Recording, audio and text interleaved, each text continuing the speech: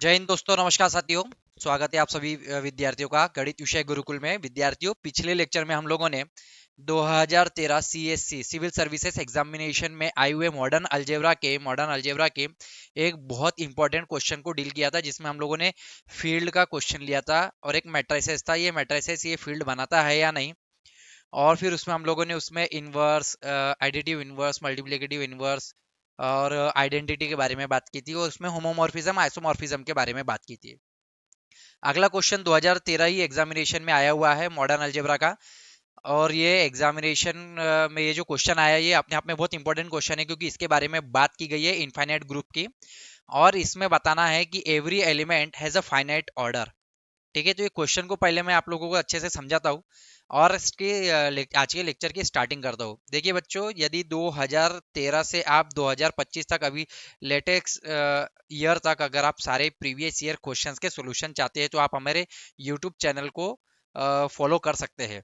तो आगे हम लोग जानेंगे इस एग्जाम्पल के सॉल्यूशन के बारे में। यदि आप हमारे और भी लेक्चर्स ज्वाइन करना चाहते हैं, अगर हमारा आप एप्लीकेशन डाउनलोड करना चाहते हैं, तो आपको लिंक मिल जाएगी डिस्क्रिप्शन पे, आपको लिंक अवेलेबल रहेगी, ताकि आप जाके हमारे एप्लीकेशन को ओपन आप एप्लीकेशन डाउनलोड कर सके। और उससे जब आप एप्लीकेशन को आप ओपन करेंगे, तब आप पाएंगे कि आपको बहुत सारे कोर्सेस मिलेंगे हायर मैथमेटिक्स से रिगार्डिंग। इसमें आपको एक यूपीएससी मैथ्स ऑप्शनल का भी कोर्स अवेलेबल हो जाएगा। यदि आप यूपीएससी मैथ्स ऑप्शनल की तैयारी कर रहे हैं, मैथ्स ऑप्शनल लेके पढ़ रहे हैं, तो आपको हमारे कोर्सेस बहुत काम में आ सकते हैं। तो चलिए शुरुआत करते हैं बच्चों ये वाले क्वेश्चन की। इस क्वेश्चन में हम लोगों को क्या पूछा गया है। ठीक है, 2013, 2014, 15, 16, 17, 18, 19 भी जितने भी ईयर्स है, इसके प्रीवियस ईयर क्वेश्चंस के सॉल्यूशन हर एक टॉपिक के, real analysis, modern algebra, group theory, ring theory, complex analysis, OD PD, vector analysis, सारे कॉम्प्लेक्स एनालिसिस, न्यूमेरिकल एनालिसिस, सभी टॉपिक पर मैं वीडियो अवेलेबल करवाने वाला हूँ। ठीक है, तो जैसा कि मैंने आपको कहा था कि मैं बोर्ड के सहायता से या फिर अपने कंप्यूटर स्क्रीन की सहायता से आपको पढ़ाऊंगा। दोनों ही तरीके से पढ़ेंगे, ताकि जल्द से जल्द हमारा जो प्रीवियस ईयर क्वेश्चंस के सॉल्यूशन की जो सीरीज है वो कंप्लीट हो सके। तो ये क्वेश्चन देखिए, क्वेश्चन कहता है give an example of infinite group. Infinite group का हमें एग्जांपल देना है, जहां पर इन विच एवरी एलिमेंट, जिसमें हर एक एलिमेंट जो है वो फाइनाइट ऑर्डर के होंगे। बहुत इंपॉर्टेंट है ये। आपके आईआईटी जेएम सीएसआर नेट में भी ये क्वेश्चन रिपीट होता है। देखिए 10 मार्क्स के लिए इससे पूछा गया है, क्योंकि यहाँ पे डिस्क्रिप्शन है, डिस्क्रिप्शन के साथ लेना है। यहाँ पे मैं आप लोगों को एक ग्रुप बताना चाहूंगा, क्वेश्चन ग्रुप। ठीक है, क्वेश्चन ग्रुप कुछ इस तरीके से, क्यू बाय जेड। क्यू आपका क्या है, रैशनल नंबर है। क्यू एक ग्रुप है with respect to addition, and Z भी एक ग्रुप है with respect to addition, Z यानी इंटेजर का सेट। अगर मैं क्यू बाय जेड के बारे में बात कर रहा हूं, तो क्यू बाय जेड में कुछ इस तरीके से एलिमेंट आएंगे। Q by Z equals to Z plus A, where यहाँ पे ये जो ए है वो इस रैशनल नंबर का एलिमेंट होगा।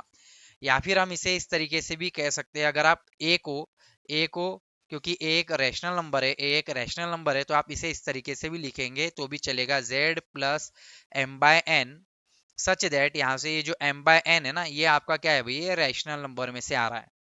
तो ये क्वेश्चन ग्रुप है। क्वेश्चन ग्रुप में क्या आता है, क्वेश्चन ग्रुप में वो सारे डिस्टिंक्ट राइट, डिस्टिंक्ट मैं बताता हूँ आपको कि क्वेश्चन ग्रुप क्या होता है, जिसमें डिस्टिंक्ट राइट कोसेट्स आते हैं। जितने भी हम लोग राइट कोसेट्स और या फिर लेफ्ट कोसेट्स बनाते हैं, अगर हम कुछ राइट कोसेट्स ले, अगर कुछ राइट कोसेट्स ले और वो डिस्टिंक्ट राइट कोसेट्स ले, उनका एक सेट बनाए, तो उसे हम लोग क्वेश्चन ग्रुप कहते हैं। इसके बारे में बहुत डिटेल में हम लोग ग्रुप थ्योरी की लेक्चर सीरीज में चर्चा करेंगे, जो कि मेरी ऑलरेडी सीरीज बन रही है ग्रुप थ्योरी के ऊपर। जहाँ पे आप सीएसआईआर नेट सेट गेट के स्टूडेंट्स अगर है, UPSC maths optional, MPSC maths optional की तैयारी कर रहे हैं, तो आपको ग्रुप थ्योरी की प्लेलिस्ट बहुत काम में आएगी, ऑलरेडी मैं बना रहा हूँ। ठीक है, तो बच्चों चलिए इसके बारे में, आज के क्वेश्चन की शुरुआत तो हमने कर ही दी है, इसको सही ढंग से हम लोग परफॉर्म करते हैं। ठीक है, तो इसे कैसे लिखेंगे, यदि मैं इसे लिखूं तो इसे किस तरीके से लिखूंगा। क्यू बाय जेड एक इनफाइनाइट, क्यू बाय जेड क्या है, एक इनफाइनाइट ग्रुप है, जिसमें element Z plus M by N type के रहेंगे, और डिस्टिंग राइट कोसेट्स का सेट आपका क्वेश्चन ग्रुप कहलाता है। 10 नंबर के लिए आया है, तो इसे जल्दी से देख लेते हैं इस क्वेश्चन को। चलिए, अगर मैं इसके सॉल्यूशन की बारे में बात करूं बच्चों, सॉल्यूशन के बारे में बात करूं, तो जैसा कि मैंने कहा, आप यहाँ पे लिखेंगे पहली line.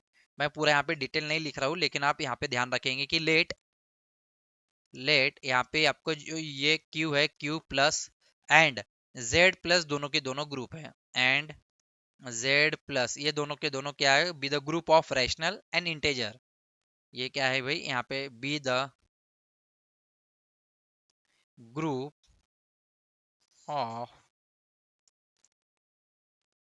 Rational and integer under addition, under addition. Then the question group, इसमें से जो क्वेश्चन ग्रुप डिफाइन करेंगे हम लोग, देन द क्वेश्चन ग्रुप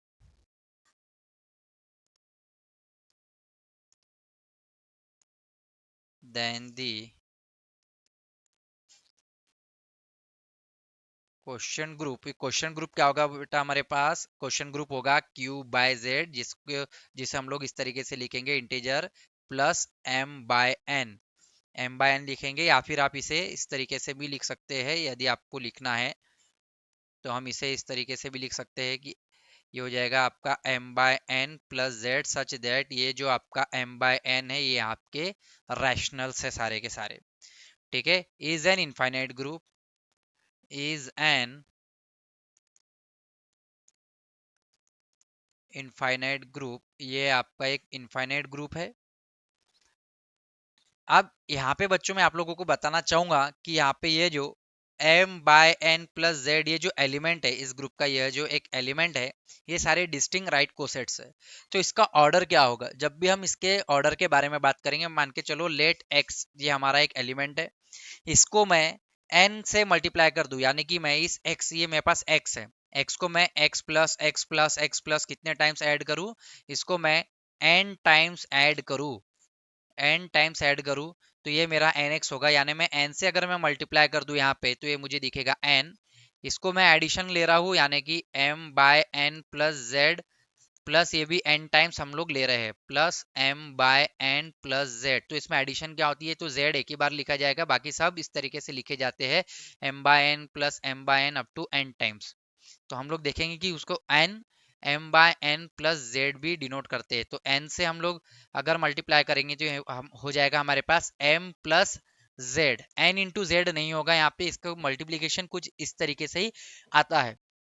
ठीक है, यहाँ पे आपको ध्यान रखने की जरूरत है, अगर मेरे पास n, फिर से मैं यहाँ पे समझा रहा हूँ, एन क्यू प्लस जेड, इस तरीके से मेरे पास एलिमेंट, अगर मैंने उसको एन टाइम्स ऐड किया, तो उसे मैं एन क्यू प्लस जेड लिखूंगा, ना कि उसे मैं N Q plus N Z लिखूंगा, एन जेड नहीं लिखते, इसे हम लोग एन क्यू प्लस जेड इस तरीके से इस एलिमेंट्स को लिखते हैं, क्योंकि ये डिस्टिंग राइट कोसेट्स है, और राइट कोसेट्स बनाते समय हमें इस तरीके का ध्यान देना पड़ता है। इस चीज को आप ध्यान में रखेंगे कि मल्टीप्लीकेशन के साथ इसे हम लोग इस तरीके से, स्केलर मल्टीप्लिकेशन के साथ इसे इस तरीके से लिखते हैं। तो यहाँ तक हमें समझ में आया है कि यहाँ पे कुछ एलिमेंट्स कुछ इस तरीके से होंगे, इसे अभी हम मिटा देते हैं। हालांकि इन टॉपिक्स पे बहुत ज़्यादा डिटेल में मेरे बाकी के लेक्चर्स भी बनेंगे, क्योंकि आपकी ये प्रीवियस ईयर क्वेश्चंस की सीरीज है, तो अचानक से आप हर एक टॉपिक एक दूसरे को लिंक होता है। ग्रुप थ्री के बाद आप फील्ड थ्री पढ़ेंगे, फील्ड थ्री के बाद रिंग थ्री पढ़ेंगे, फिर फील्ड थ्री पढ़ेंगे। आप ग्रुप थ्री में भी बहुत सारी डेफिनेशंस आती है ना, उसमें से बहुत सारी डेफिनेशन, उसके बाद साइक्लिक ग्रुप आता है, सब ग्रुप आता है, नॉर्मल सब ग्रुप आता है, साइक्लिक सब ग्रुप्स आते हैं, बहुत सारी डेफिनेशंस आती है, फिर क्वेश्चन आता है। तो जब हम राइट कोसेट लेफ्ट कोसेट्स के बारे में, सारी चीज़ों के बारे में पढ़ते हैं, तब जाके हम लोग इस तरीके से क्वेश्चन ग्रुप के बारे में पढ़ते हैं। तो क्वेश्चन ग्रुप में पढ़ने के लिए पहले आपको बहुत सारे बेसिक डेफिनेशन यानी ग्रुप के बारे में जानकारी पूरी होनी चाहिए, उसके बहुत सारे नॉर्मल सब ग्रुप, साइक्लिक सब ग्रुप आने चाहिए। हालांकि हम लोग प्रीवियस ईयर क्वेश्चन पेपर की तैयारी कर रहे हैं, तो आपको वो बेसिक नॉलेज होगा, अगर नहीं होगा तो डरने वाली बात नहीं है, आपके धीरे धीरे मैं यहाँ पे पढ़ाते पढ़ाते उसे भी क्लियर करने की पूरी हर संभव कोशिश कर रहा हूँ। कंसिडर एनी मेंबर, यानी कि मैंने एक मेंबर ले लिया, कौन सा, consider any member, any member z plus M by N, या फिर हम उसे m by N plus Z of q by Z का, ये मैंने एक एलिमेंट ले लिया। इसे मैं n टाइम्स ऐड कर लेता हूँ, तो सिंस मैं इसे क्या लिखूंगा, n times m by n plus z हो जाएगा, ये जो कि इस तरीके से दिखेगा m प्लस z। और याद रखेंगे जब भी इस तरीके से रहेगा तो इसका ऑर्डर क्या होगा, इसका ऑर्डर आप लोगों का n होगा। जैसे उदाहरण 2/3 प्लस z है, तो इसको क्या करने पर मुझे ये इंटेजर दे दे, इंटेजर दे दे मतलब 2/3 प्लस z है। अगर मैं इसको 3 से मल्टीप्लाई करूँ यानी 3 टाइम्स ऐड करूँ तो 2/3, तो ये हो जाएगा। अगर मैं 3 बार ऐड करूँ तो 2/3 plus Z plus 2/3 plus Z plus करके आएगा बेटा ये 2/3 प्लस जेड। अगर मैं इसे ऐड करूंगा तो 2/3 प्लस 2/3 प्लस 2/3 प्लस जेड हम लिख सकते हैं 2/3 2/3 2/3, यानी ये हमारे पास आ जाएगा 3 कॉमन। अगर आप देखेंगे 2/3 इस common, 1 plus 1 is 3 into 3 plus Z, ये हो जाएगा आपका 2 प्लस जेड। और 2 प्लस जेड, टू क्या है, एक इंटेजर है। अगर मैं इंटेजर के सेट में मैं कोई भी एक इंटेजर से उसकी एडिशन ले लूँ, 0 या 1 या 2 या 3, किसी भी एक इंटेजर से उसकी ऐड कर लूँ, तो वापस वो पूरे के पूरे इंटेजर में चला जाएगा। यानी 2 plus Z is nothing but Z. Z को हम लोग क्या बोलेंगे, जीरो। जीरो जेड यानी कि वापस से वही मिल रहा है, जीरो यानी आइडेंटिटी एलिमेंट मिल रहा है। ठीक है, अगर मेरे पास देखूं मैं इस तरीके से ग्रुप में कि भैया मुझे 1 प्लस जीरो के बाद 0 प्लस 1 करने पे क्या मिलता है, 1, तो 1 क्या होता है आपका। ठीक है, तो यहाँ पे ये जो जीरो है, जीरो क्या हो जाएगा आप लोगों का, यहाँ पे एक आइडेंटिटी एलिमेंट हो जाएगा। ठीक है, तो जेड यहाँ पे किसका काम करेगा, यहाँ पे जीरो का काम कर रहा है। जेड यहाँ पे जीरो का काम कर रहा है, zero of m by n into Z. यहाँ पे याद रखने की जरूरत है कि अगर मैं कोई भी एक एलिमेंट लूँ, उसके जो डिवाइड में अगर डिवाइड में जो भी डिनोमिनेटर में जो भी नंबर होगा, जैसे कि 4/5 प्लस जेड, अगर डिनोमिनेटर में यहाँ पर 5 है तो 5 से मल्टीप्लाई करने पे जो भी मुझे आंसर मिलेगा वो 4 प्लस जेड, यानी सिंपल वो 4 प्लस जेड 4 जेड में एंटर हो जाएगा, 4 पूरा का पूरा जेड में चला जाएगा, तो ये मिलेगा मुझे जेड। तो इसका ऑर्डर क्या हो जाएगा भाई, अगर आप 4/5 के, तो इसका ऑर्डर क्या हो जाएगा 5, क्योंकि हमने 5 से इसको मल्टीप्लाई करके वापिस हमने इसका जीरो लेकर आए। तो इस चीज को आपको ध्यान में रखना है, ये सारी चीजें काम में आती है बच्चों, ये सारी चीजें पूरे ये बेसिक्स है जिसे हम लोगों को समझना पड़ता है, बहुत डिटेल में पढ़ना पड़ता है। तो चलिए, मैंने एक कंसिडर एक एलिमेंट लिया, चलिए इस एलिमेंट के बारे में बात करेंगे। अगर ये एलिमेंट को मैंने इस तरीके से n से मल्टीप्लाई कर दिया तो ये m प्लस जेड आ गया है। ठीक है, m plus Z equals to, मैं इसे कह सकता हूँ कि ये हमारा z है, और यानी कि ये हमारा क्या है, zero of Q by Z इसे मैं कहूंगा। तो अब इसका जो एलिमेंट, इसका जो ऑर्डर आया, एन ऑर्डर आया इस एलिमेंट का, मैंने इस सेट में से ये वाला एलिमेंट लिया, इस एलिमेंट का ऑर्डर कितना आया, एन। तो यहीं पे हम लोग लिखेंगे therefore m by n plus z is of finite order less than equal to, इसका ऑर्डर कितना आया हमारा, n हो सकता है या n से कम हो सकता है। तो ये हमारे पास ये एक एग्जांपल रहा कि एक इनफाइनाइट ग्रुप लिया, उसमें से हर एक एलिमेंट जो भी इस तरीके से हम लोग एलिमेंट लेंगे, जैसे कि उदाहरण के तौर पे अभी मैंने बताया था, अगर मैं 1/3 प्लस जेड ले लूँ, तो इसका जो ऑर्डर है ये क्या हो जाएगा, इसका ऑर्डर 3 हो जाएगा। क्यों हो जाएगा, क्योंकि मैं 3 इंटू 1/3 प्लस जेड करने पे मुझे क्या मिलेगा, 1 प्लस जेड, यानी कि वो जेड ही मिलेगा। ठीक है, तो ऑर्डर का मतलब क्या होता है, अगर साइक्लिक ग्रुप में हम लोग देखते थे या फिर नॉर्मल में बात करूं किसी भी एलिमेंट का ऑर्डर क्या होता है, तो एलिमेंट का ऑर्डर क्या होता है, अगर विथ रिस्पेक्ट टू एडिशन के बारे में बात करूं कि z प्लस एक ग्रुप ले लिया, तो इसमें अगर आइडेंटिटी है जीरो या जीरो एक एलिमेंट है, तो इसका ऑर्डर क्या होगा, जीरो को यहाँ पे आइडेंटिटी, अगर मैं एक एलिमेंट ले लूँ Z2, यहाँ पे एक काम करता हूँ, एक ग्रुप ले लेता हूँ बच्चों आप लोगों के लिए, Z2 यानी कि Z2 का मतलब है एडिशन मॉड्यूलो 2। इसमें एलिमेंट्स कैसे रहेंगे, इसमें एलिमेंट्स जीरो और वन एलिमेंट्स रहेंगे। तो वन को कितने बार ऐड करेंगे तो जीरो मिलेगा, 1 प्लस 1 करेंगे तो आंसर आ जाएगा 2। और 2 को अगर हम मॉड लगाएंगे 2 with respect to addition modulo, तो आंसर मिलेगा आपको जीरो। समझ में आ रहा है, तो जीरो यहाँ पे एक आइडेंटिटी एलिमेंट, तो मैंने 1 को 2 बार ऐड किया तो ऑर्डर ऑफ 1 क्या आया मेरे पास, 2, है ना। तो इस तरीके से यहाँ पे जो ऑर्डर ऑफ एलिमेंट था वो कितना आया, 3, क्योंकि इतने बार ऐड करने पे मुझे ये जीरो मिला। जैसे यहाँ पे जीरो, तो जीरो यहाँ पे क्या है, उसकी आइडेंटिटी, वैसे यहाँ पे हमको जीरो मिला, जीरो यहाँ पे इस एलिमेंट्स के लिए आइडेंटिटी का काम कर रहा होता है। इस चीज को आप ध्यान में रखेंगे। चलिए, तो यहाँ तक हम लोगों ने इस चीज को कवर किया है। ये वाला एग्जाम्पल आई थिंक आप लोगों को समझ में आ गया है। और इसे हम लोग इस तरीके से भी लिख सकते हैं, अगर मैं इसे मिटाना चाहूँ। और भी इसे हम लोग बहुत तरीके से कर सकते हैं। चलिए देखते हैं दूसरा तरीका। दूसरे तरीके से भी यहाँ पे लिखा जा सकता है। बहुत सारे इंस्टीट्यूट उस तरीके से उसके आंसर को छापते हैं, या बहुत सारी बुक्स में इसके आंसर कुछ अलग तरीके से भी दिए रहते हैं। तो चलिए दूसरा तरीका भी हम लोग देख लेते हैं, ताकि आपके ध्यान में सारे के सारे तरीके रहे और आप इन क्वेश्चंस को अच्छे से समझ पाए। अब हम लोग बात करेंगे दूसरे तरीके की।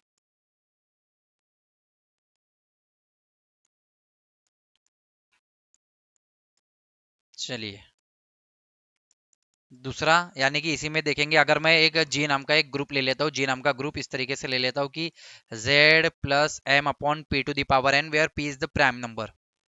ठीक है, एम एन ये दोनों के एम, और यहाँ पे जो एन है आपका, एम और एन ये दोनों इंटेजर है greater than equal to zero. यहाँ पे जो एन है वो greater than equal to zero होगा। इस चीज का ध्यान में आपको रखना है। एम और एन दोनों के दोनों इंटेजर है, और यहाँ पे जो पी है आपके पास प्राइम है। पी हम लोगों ने ले लिया प्राइम, ये एक उदाहरण ले लिया, एक ग्रुप ले लिया। जी इज अ सब ग्रुप। तो यहाँ पे ये जो जी है, ये तो जी इज, ये तो सब ग्रुप हो गया। किसका सब ग्रुप हो गया? अभी हम लोगों ने देखा था subgroup of Q by Z. Q by Z के क्यू बाय जेड किस तरीके का होता है? M by N plus Z type का होता है, where M by N belongs to Q, where M by N belongs to Q. इसी में से हम लोगों ने उठाया कि M upon P power N plus Z. इस तरीके से हम लोगों ने एक ग्रुप ले लिया। अब इस ग्रुप का यानी कि ये इस तरीके का कोई एक एलिमेंट मैं यहाँ पे कंसिडर कर लूंगा। तो कंसिडर क्या करेंगे? z plus M upon P का पावर n, ये मैंने एक एलिमेंट ले लिया। इस एलिमेंट में मैं p के पावर n से, यानी इसको मैं p to the power n times इसे ऐड करूंगा।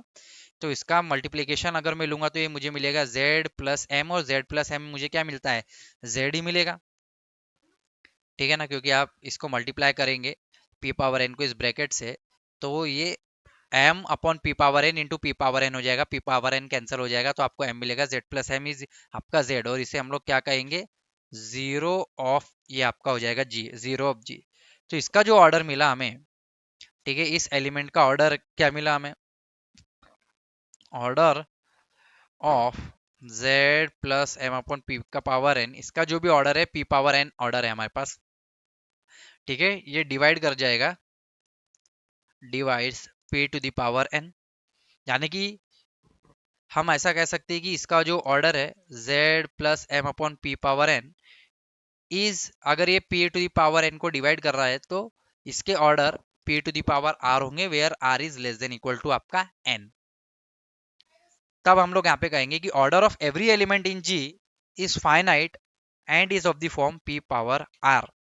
तो यहाँ पे जितने भी एलिमेंट्स है उनका जो ऑर्डर है वो फाइनाइट है बच्चों। वो क्या है? फाइनाइट है। यहाँ पे भले जी इनफाइनाइट हो, भले आपका जी इनफाइनाइट है, जी कैसा है आपका? इनफाइनाइट है, लेकिन जितने भी हम लोग यहाँ पे एलिमेंट्स लेंगे उनका ऑर्डर जो है वो फाइनाइट आएगा। तो ये सेकंड केस था। तो आप फर्स्ट केस को ध्यान में रखेंगे। अगर अपन फर्स्ट केस भी लिख रहे हैं सॉल्यूशन में तो भी चलेगा, कोई दिक्कत वाली बात नहीं होती है। अगर अपन फर्स्ट केस भी लिखे तो भी होता है। इसे मैं नहीं मिटाता, इसे मैं रहने देता हूँ। ठीक है, आई थिंक इसके पहले का जो प्रूफ है उसे हम लोग रहने देते हैं। ठीक है, इसे मैं यहाँ तक रहने देता हूँ। अब हम लोग नेक्स्ट एग्जाम्पल की ओर चलते हैं। ये वाला जो एक इम्पोर्टेंट एग्जाम्पल है। चलिए इस एग्जाम्पल के बारे में बात करेंगे, इसका सॉल्यूशन देखेंगे। क्या क्वेश्चन है? क्वेश्चन कह रहा है what are the order of the following permutation, permutation S10। ठीक है, permutation, what are the order of the following permutation in S10। S10 यानी हमारा सिमेट्रिक ग्रुप है। सिमेट्रिक ग्रुप में हमें कुछ एक और ये दो दो परम्यूटेशन दिए, इनके ऑर्डर के बारे में हमें पता करना है कि इसका ऑर्डर क्या होगा। ठीक है बच्चों, ऑर्डर के बारे में पता करना। अगर परम्यूटेशन के ग्रुप को आपने नहीं पढ़ा है तो चलो यहाँ पे एक बार आपका रिवीजन हो जाएगा। लेट, मैं क्या बोल रहा हूँ यहाँ पे, late S equal to S10 दिया, यानी 1 2 3 4 5 6 7 8 9 10। इस तरीके से हम लोगों ने एक सेट ले लिया है।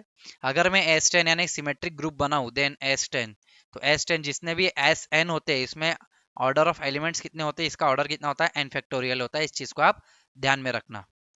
ठीक है, इसके ऊपर भी बहुत सारे प्रश्न बनते हैं कि एस एन का ऑर्डर एन फैक्टोरियल होता है, इसके ऊपर कुछ थ्योरम्स होते हैं, और फिर ए एन बनता है set of all even permutation, इसके ऊपर भी क्वेश्चंस आते हैं। अगर मैं एफ मैपिंग ले रहा हूँ एस से लेकर एस के बीच में ही, यानी इस एस से एस के बीच में ही, ये 1 2 3, 1 2 से लेके 10 तक, 1 2 से लेके 10 तक अगर मैं यहाँ पे कोई मैपिंग ले रहा हूँ, ठीक है, तो वो मैपिंग मेरी परम्यूटेशन कहलाएगी, इज अ परम्यूटेशन, ये मेरी परम्यूटेशन कहलाएगी ऑन एस, ऐसा लिख सकता हूँ मैं, permutation on S is a group, तो इज अ ग्रुप। ठीक है, ये जो मैपिंग है हमारे परम्यूटेशन सेट की, जो मैपिंग यानी जो हम परम्यूटेशंस बनाएंगे वो हमारे ग्रुप होंगे। परम्यूटेशन यानी वन की वन, वन पे जा सकता है, 1 2 पे जा सकता है, 1 3 पे जा सकता है, 1 4 पे जा सकता है, इस तरीके से। जैसे कि अगर आपने S2 में देखा होता, उदाहरण S2, अगर मैं 1 2 से 1 2 पर जा रहा हूँ तो मेरे पास क्या चॉइस है, 1 1 पे जाएगा, 2 2 पे जाएगा, 1 2 पे जाएगा, 2 1 पे जाएगा, तो 1 1 पे जाएगा, 2 2 पे जाएगा, पहली चॉइस है। उसके बाद 1 2 के लिए और चॉइस क्या है हमारे पास, 1 2 के लिए और चॉइस क्या है, 1 2 पे जाएगा, 2 1 पे जाएगा, इस तरीके से। तो यहाँ पे हमारे पास S2 में हमारे पास 2 परम्यूटेशन बन के निकलते हैं। तो S10 में कितने परम्यूटेशन बन के निकलेंगे, 10 फैक्टोरियल बन के निकलेंगे। S2 में 2 फैक्टोरियल का मतलब होता है, 2 फैक्टोरियल का मतलब है 2, तो पहली और दूसरी 2 परम्यूटेशन बनकर निकलती है, इस तरीके से परम्यूटेशन बन के निकलेंगी। तो S10 में इतनी सारी परम्यूटेशंस को लिखना तो पॉसिबल नहीं है ना, तो क्वेश्चन में जो दिया है उसी परम्यूटेशन पे हम लोग काम करेंगे।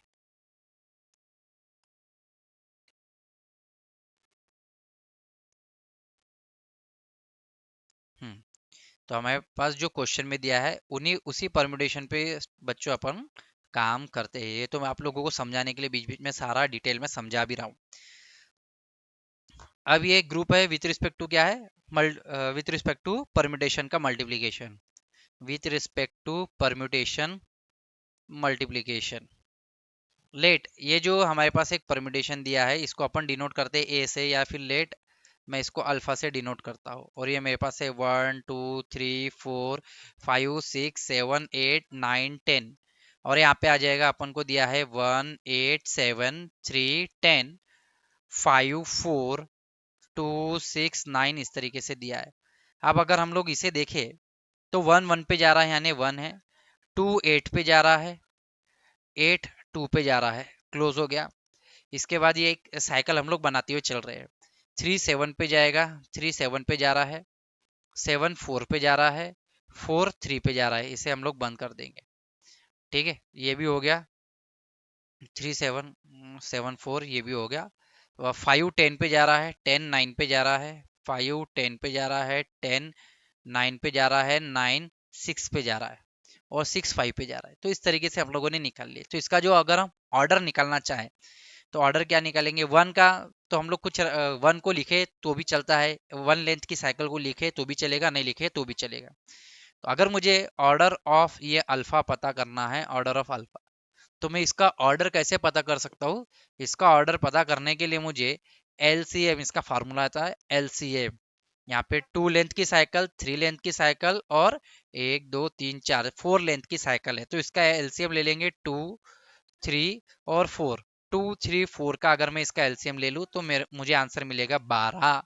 तो इसका जो ऑर्डर है मेरे पास, मुझे इसका ऑर्डर निकालने के लिए कहा था, तो इसका ऑर्डर कितना आया, 12 इसका ऑर्डर आया है। इस तरीके से अपन ने इसे लिखा है।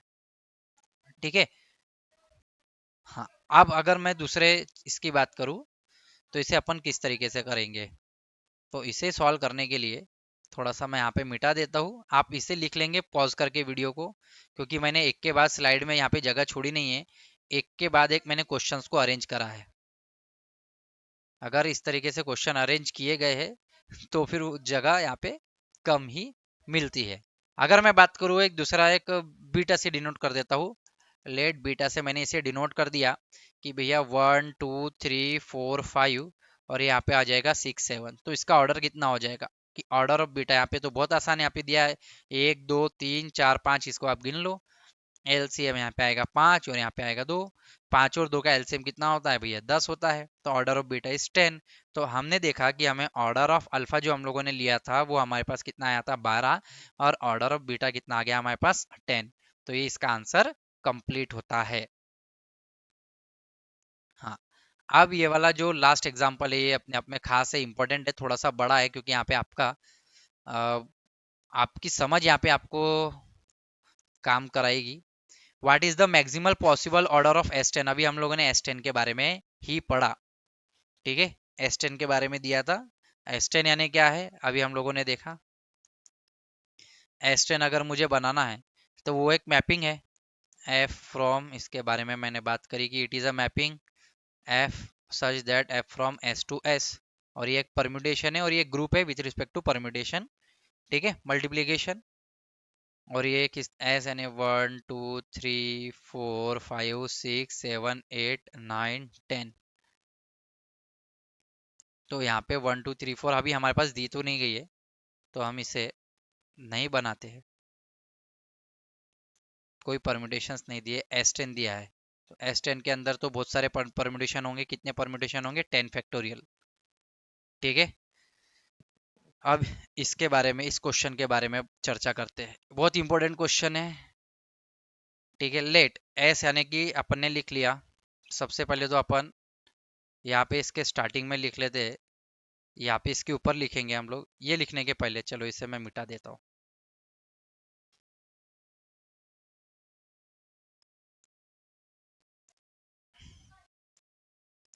लेट एस मेरे पास सेट दिया है 1 2 3 4 5 6 7 8 9 10। ये मेरे पास एक सेट दिया है। तो एस टेन क्या होगा? अभी अपन ने लिखा था एस टेन क्या होगा? मेरे पास एक मैपिंग होगी एफ सच दैट एफ कहाँ से कहाँ तक? एस टू एस के बीच में एक मैपिंग होगी। और ये परम्यूटेशन कहलाएगी, इज अ परम्यूटेशन, ठीक है, इज अ परम्यूटेशन। और ये ग्रुप होगा with respect to permutation multiplication, मैंने अभी बताया था। Is a group with respect to permutation multiplication, with respect to permutation multiplication. और इसमें ऑफ ऑर्डर यहाँ पे हम लिख सकते हैं of order 10 factorial. The maximal possible order, यहाँ पे हमको मैक्सिमम पॉसिबल ऑर्डर निकालना है। यानी कि अगर हम इस 10 को देखेंगे, 10 के हमें पार्टीशंस लेने हैं बच्चों। तो यहाँ पे थोड़ा सा मैं समझा देता हूँ, बाद में हम लोग यहाँ पे लिखेंगे थ्री पार्टीशन, 10 के पार्टीशन। तो 10 को हम कैसे कैसे पार्टीशन में लेकर आ सकते हैं? तो हम यहाँ पे लिख सकते हैं 1 + 1 + 1 + 1 ऐसे कब कब तक? 10 टाइम्स। और या फिर हम 1 प्लस अप टू 1 + 1 + 1 + 1 इस तरीके से हम लोग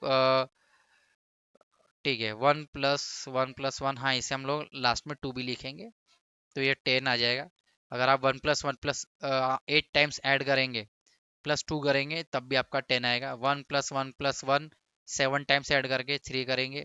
फिर आप इसी तरीके से 1 + 1 + 1 लेकर जाएंगे और आखिरी में +4 करेंगे, फिर +5। तो है ना 1 + 1, ये 1 5 बार ऐड करेंगे, +5 करेंगे। 1 को हम कितने बार? 6 बार ऐड करेंगे। फिर हम लोग 4 बार ऐड करेंगे, प्लस फिर वहाँ पे 6 लिख देंगे। 1 + 1 + कितने बार करेंगे यहाँ पे? 3 बार। 3 बार 1 + 1 + फिर हम यहाँ पे 7 लिख देंगे। 1 + 1 + यहाँ पे हम लोग क्या लिख देंगे? 8 लिख देंगे। और फिर 1 + 9 लिख देंगे। तो इस इतने तो हम लोगों ने ये वाले साइकिल बनाए, ठीक है। साइकिल डिकम्पोजिशन इसे कहते हैं। और 10 को हम लोग कैसे लिख सकते हैं? 10 को हम लोग 2 + 8 लिख सकते हैं, 3 + 7 लिख सकते हैं, और हम लोग 4 + 6 लिख सकते हैं, 5 + 5 लिख सकते हैं, 7 + 3 8 + 2 2 + 8 हो गया, 1 + 9 भी हो गया हमारा, ठीक है। इतने तरीके से हम इसे लिख सकते हैं। अगर आप देखें और 1 प्लस, और हम ऐसा भी लिख सकते हैं 1 + 1 3 + 4। अगर हम देखेंगे 3 + 4 7 + 1 +1 1 2 3 और 3 6 और 4 इस तरीके से भी लिख सकते हैं। तो हम इसे 10 के पार्टीशन हम बहुत तरीके से बना सकते हैं। हमको क्या देखना है, इसमें से बहुत सारे पार्टीशन निकलेंगे, या फिर हम इसे 1+1+3+5 भी बना सकते हैं, 8 और ये दो 10 हो गए। या फिर हम इसे 1+3+6 भी लिख सकते हैं, 4+6 10 हो गया। ऐसे हम पार्टीशन 2+5 में भी बना सकते हैं, 2+7 यानी कि 1+2+7 लेंगे तब भी 10 आ गया। अगर आप देखेंगे कि वह 1+1+2+6 तब भी आपका 10 आ गया। तो ऐसे कितने हम लोग ऐसे बहुत सारे पार्टीशंस बना सकते हैं। तो इतने सारे पार्टीशंस हम लोग पेपर में लिखने की यहाँ पे जरूरत नहीं है आपको, इतने सारे पार्टीशंस को आपको नहीं लिखना है, ठीक है। मेन हमें ये ध्यान में रखना है कि यहाँ पे पूछा क्या गया है, ठीक है। और ये सारी चीजें आएगी प्रैक्टिस से, ठीक है। कैसे आएगी, 10 के पार्टीशन तो बहुत सारे बन रहे हैं, लेकिन हमें उन पार्टीशन को पकड़ना है जिसका एलसीएम सबसे ज्यादा आ जाए, ठीक है। जैसे कि मैं यहाँ मिटाने से पहले अगर मैं यहाँ पे देखूँ कि मैं एलसीएम के बारे में आपको बताऊँ, एलसीएम इस इस साइकिल का एलसीएम कितना होगा, दो, वन का, 1, 2 और 7, वन को तो इंक्लूड नहीं करना है, 2 और 7, 2 और 7 में, 2 के टेबल में 14 आता है, 7 के टेबल में भी 14 आता है, तो इसका एलसीएम हो गया 14।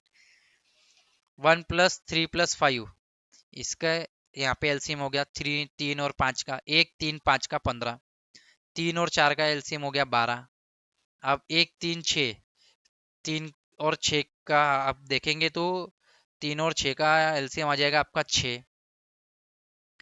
उसके बाद 1 और 7 का एलसीएम 7 होगा, यहाँ पे 1 और 8 का एलसीएम 8 होगा, वैसे 1 और 3 का एलसीएम 3 होगा, यहाँ पे 2 होगा, 4 होगा, 5 होगा। 5 और 5 का एलसीएम यहाँ पे 5 होगा। 4 और 6 का एलसीएम यहाँ पे 4 और 6 का एलसीएम आपका 24 हो जाएगा, ठीक है। नहीं, 6 कम जो, नहीं सॉरी 12 हो जाएगा, 12 हो जाएगा यहाँ पे, है ना। और 4 एकम 4 14 4 4 12, 4 के टेबल में भी 12 आ रहा है, 6 के टेबल में भी 12 आ रहा है। 2 और 8 का जो एलसीएम है वो आपका 8 हो जाएगा। 3 और 7 का आपका जो एलसीएम है, 3 और 7 का एलसीएम 21 हो जाएगा, ठीक है। बराबर। तो यहाँ पे इतने सारे आपने देखो एलसीएम दिख रहे हैं, सबसे बड़ा यहाँ पे दिख रहा है 21, क्या इससे भी बड़ा एलसीएम होगा? जब सबसे बड़ा एलसीएम मैक्सिमम पॉसिबल ऑर्डर, यानी जिसका एलसीएम सबसे बड़ा आएगा वो उसने ऑर्डर का एलिमेंट हमारे पास S10 में रहेगा। तो और कौन सा हो सकता है एलसीएम, तो यहाँ पे देखते हैं। यहाँ पे तो बात नहीं बनी, इतने साइकिल डिकम्पोजिशन लिया, इतना सारा हम लोगों ने पार्टीशन लिया, तो इसमें तो बात नहीं बनी। तो हम लोग क्या करेंगे अभी, इसमें से मैं आपको डायरेक्ट बताता हूँ, क्योंकि इसका सॉल्यूशन तो मैंने लिखा है, तो मैं डायरेक्ट यहाँ पे आप लोगों को लिख देता हूँ कि सबसे ज्यादा मैक्सिमल पॉसिबल ऑर्डर का एलिमेंट कौन सा होगा और किस तरीके का होगा, किस तरीके की साइकिल का होगा, किस तरीके की साइकिल यहाँ पे आएगी। चलिए, हाँ, अगर मैं यहाँ पे बात करूँ तो वो यहाँ पे, क्योंकि यहाँ पे रीजन भी पूछा है, वाई पूछा है, तो हम लोग यहाँ पे बात करें द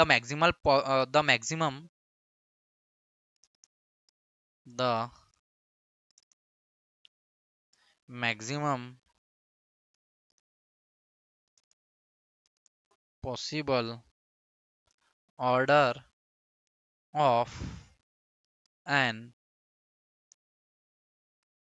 element in S10, या फिर हम लोग बोलेंगे वन ऑफ द एलिमेंट की जगह हम लोग, ऐसा भी लिख सकते हैं, one of the permutation, one of the permutation in S10, in S10 is given is given by LCM of the disjoint cycle, disjoint length disjoint cycle length, and which are relatively relatively prime. Prime के बारे में, prime का मतलब होता है जिसका GCD 1 होता है। ठीक है, ऐसा हम लोगों को ध्यान देना है, जिसका जीसीडी 1 होता है। तो अगर हम लोग बात करें यहाँ पे स्टूडेंट्स, जिसका जीसीडी 1 होगा, लेट डायरेक्ट एक साइकिल हमारे पास है, f बिलोंग्स टू s10, यानी एक परम्यूटेशन है हमारे पास, f बिलोंग्स टू s10, यानी कैसा परम्यूटेशन है, f इक्वल टू 1 2 3 4 5 6 7 8 9 10, ये एक परम्यूटेशन है। यानी कि अगर मैं ऑर्डर ऑफ f के बारे में बात करूं, तो एलसीएम मुझे 2 3 5 का एलसीएम क्या मिलेगा मुझे 30। यानी ये एक f नाम का एक ये वाला जो परम्यूटेशन है डिसजॉइंट साइकिल का, ये जो परम्यूटेशन है, ये एक ऐसा परम्यूटेशन है जिसका ऑर्डर 30 है और ये सबसे मैक्सिमम ऑर्डर है। तो इसलिए मैक्सिमम पॉसिबल ऑर्डर, यानी यही एक एलसीएम है, और इसमें 2 3 5 ये एलिमेंट्स एक दूसरे के लिए रिलेटिवली प्राइम है। रिलेटिवली प्राइम मतलब 2 का 3 और 5 के साथ, यानी इन तीनों का एक दूसरे के साथ जीसीडी कितना है, 1 है। अब यहाँ पे हम लोग और लिख सकते हैं, इफ सिग्मा, यानी कि कोई एक परम्यूटेशन S10 में हो रहा है, तो यहाँ पे एक थ्योरम है, वो क्या कहता है, we can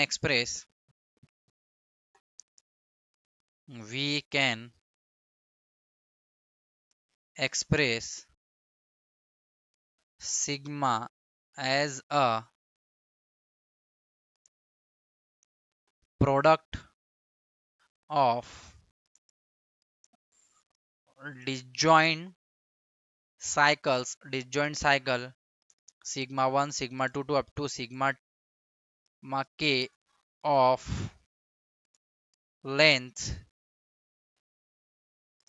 k1 k2 to up to k, इसको हम लोग n बोल देते, sigma n k n, where k1 plus k2, अगर हम इनको ऐड करें, जो 1 2 3 4 5, अगर मैं इसको 2 3 यानी 1 2 3 4 5 6 7 8 9 और 10 मान रहा हूँ, तो ये 2 + 3 प्लस यहाँ पे अगर 2 + 3 + 5, यानी आपको मिलेगा 10 ही आना चाहिए। इसलिए k1 + k2 + k3 up to kn is less than equal to 10 आप लोगों को मिलना चाहिए। इस तरीके से आना चाहिए। The order of sigma is then, तो इसमें जो हम लोग ऑर्डर के बारे में बात करेंगे, अगर मुझे इस तरीके से 10 मिलता है, क्योंकि ये 2 + 3 + 5 जैसे मैंने एग्जांपल दे दिया आप लोगों को, देन हम लोग इसके बारे में बात करेंगे। देन ऑर्डर ऑफ सिग्मा क्या हो जाएगा, is LCM of k1 k2 to up to kn, we have to find the maximum value of, यहाँ पे हम लोग को बात करना है, we have to find maximum value of LCM k1 k2 up to kn। तो पॉसिबिलिटीज क्या होगी हमारे पास, अभी मैंने आपको पूरी ऊपर समझाया था पॉसिबिलिटीज, 1 + 1 + 1 इस तरीके से 2 किया था, 3 किया था, 2 + 3 + 5 किया था अपन ने, 1 + 4 + 5 किया था। तो इस तरीके से अगर हम लोग देखें तो बहुत सारी पॉसिबिलिटीज आएगी, 2 + 3 + 4, यानी कि 2 1 2 3, यानी कि आ जाएगा 3 4 5, और एक हम लोग ले सकते हैं 6 7 8 9। ठीक है, इस तरीके के एलिमेंट्स होंगे। इसका अगर मैं एलसीएम के बारे में बात करूं, इसके एलसीएम 2 3 4, इसका एलसीएम कितना हो जाएगा 12। फिर अगर मैं कुछ ऐसे एलिमेंट ले लूँ 2 3 5, तो अभी मैंने बताया था 2 3 5, अभी ऊपर ही देखा अपन ने, तो 2 3 5 का एलसीएम कितना हो जाएगा 30। या फिर 2 4 3 4, अगर आप 2 + 4 देखेंगे तो इसका एलसीएम हो जाएगा 2 और 4 का, 4 हो जाएगा 2 और 4 का एलसीएम। ठीक है, 2 और 4 का। या फिर अगर आप 3 + 4 देखें तो इनका जो एलसीएम हो जाएगा, एलसीएम 3 + 4 बोलेंगे, आपको लग रहा होगा सर ये तो 7 है। हाँ बेटा ये 7 है, लेकिन इसके पहले 1 + 1 + 1 + 3 + 4 इस तरीके से लिखा गया है। तो इसमें जो 1 है, 1 साइकिल जो होती है ना, उसको हम लोग लेते ही नहीं है। 1 1 पे जाता है, 2 2 पे जाता है, अगर 3 3 पे जाता है। ठीक है, तो ये जो आइडेंटिटी वाले एलिमेंट्स होते हैं इसको अपन नहीं लेते परम्यूटेशन के अंदर। तो 1 + 1 + 1 यानी 3 और 3 6 और 4। ठीक है, तो हम ये 1 + 1 + 1 ना लेते हुए 3 + 4 लिख रहे हैं, आगे 1 + 1 + 1 लगा हुआ है, ऐसा आप समझेंगे। तो एलसीएम 3 और 4 का एलसीएम कितना हो जाएगा यहाँ पे, 3 और 4 का एलसीएम 12 हो जाएगा। तो इस तरीके से आप देखेंगे बहुत सारे। तो किसी का भी ऑर्डर इस 30 के बराबर नहीं दिखेगा। सबसे बड़ा यहाँ पे 30 ऑर्डर का एलिमेंट सारे 2+ जिनकी साइकिल है 2 3 5, इसलिए हम लोग यहाँ पे लिख देंगे। क्या लिखेंगे हम लोग यहाँ पे? ठीक है, ऐसे कुछ चेक करके बता देना, 2 4 लिख देना। ठीक है, पेपर में, क्योंकि लिखना जरूरी है। वी सी दैट, हम लोगों ने यहाँ पे देखा, क्या देखा? We see that the highest possible order, the highest possible order is 30, हमको 30 मिला। ठीक है, and the this is achieve by, और ये कब मिला? And this is achieve by the product of, by the product of 2 cycle, 3 cycle and 5 cycle, that is हमने देखा 1 2 3 4 5 एंड 6 7 8 9 10। इससे अगर आप इनको सॉल्व करेंगे तो 1 2 पे जा रहा है, 1 2 3 4 5 6 7 8 9 10। इसे अगर हम बनाए, 1 2 पे जा रहा है, 2 1 पे जा रहा है, 3 4 पे जा रहा है, 4 5 पे जा रहा है, 5 3 पे जा रहा है, 6 7 पे जा रहा है, 7 8 पे जा रहा है, 8 9 पे जा रहा है, 9 10 पे जा रहा है, 10 हमारा वापस 6 पे जा रहा है। तो ये जो परम्यूटेशन था अपने पास, ये वाला, ये जो परम्यूटेशन है, ये वाला जो परम्यूटेशन है, इस परम्यूटेशन की जो लेंथ है ये 30 है। इसका जो ऑर्डर है 30 है, सॉरी, इसका जो ऑर्डर है 30 है, यानी कि लेंथ, यानी 1 2, अगर अपन इसकी लेंथ के बारे में बात करें तो 2 3 इसकी जो एलसीएम है वो 30 आ जाता है। ठीक है, तो ये हमारे पास ऐसा परम्यूटेशन था जिसकी सबसे ज्यादा हाईएस्ट पॉसिबल ऑर्डर हमारे पास अवेलेबल था। तो यहाँ पे इस क्वेश्चन का आंसर यहाँ पे हम लोग इस तरीके से देंगे। तो बच्चों, यहाँ पे अपन ने 3 एग्जांपल्स देखे, और तीनों एग्जांपल्स आई होप कि आपको समझ में आ गए होंगे। आसान एग्जाम्पल है, इतने भी डिफिकल्ट एग्जाम्पल्स नहीं है। यदि आपको इसमें कोई डाउट है तो आप मुझे पूछ सकते हैं, आप कमेंट करके बता सकते हैं। अगर आपका आज का लेक्चर आपको अच्छा लगा है तो ज़्यादा से ज़्यादा विद्यार्थियों तक शेयर करना ना भूले, क्योंकि गणित का ज्ञान हो या किसी भी विषय का ज्ञान हो, बांटने से बढ़ता है। मिलेंगे अगले वीडियो में, तब तक के लिए जय हिंद, जय भारत, वंदे मातरम साथियों। धन्यवाद आप सभी का, थैंक यू सो मच।